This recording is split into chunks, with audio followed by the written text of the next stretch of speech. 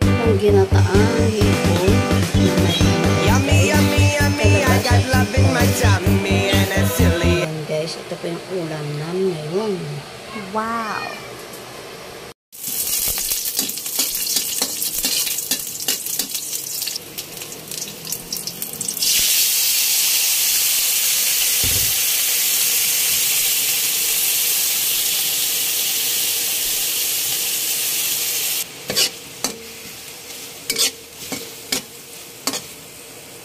Luto po ako ngayon ng corned beef na pure foods.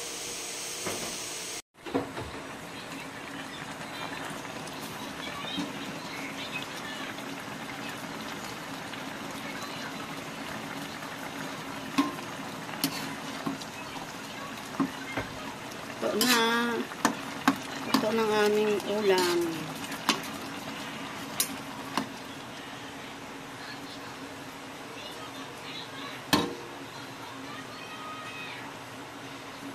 Magluluto pa ko ngayon ng ginataang hipon with vegetable.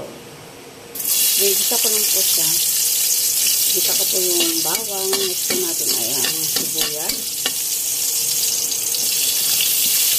Next po yung kamatis.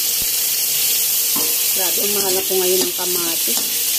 Yung dalawang piraso, 10 pesos. Turugin lang natin ito guys para maduro. Next po ay yung hipon. Haluin na natin ang konti. Next po natin ay yung kalabasa.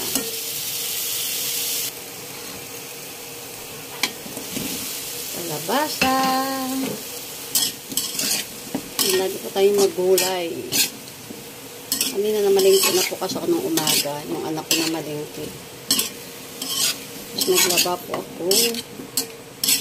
Dami kong nilabahan.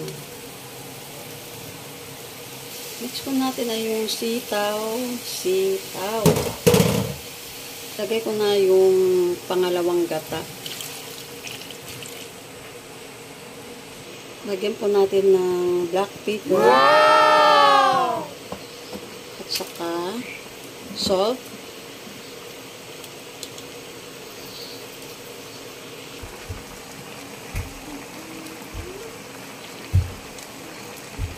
Na malapit na maluto ang ginataang hipon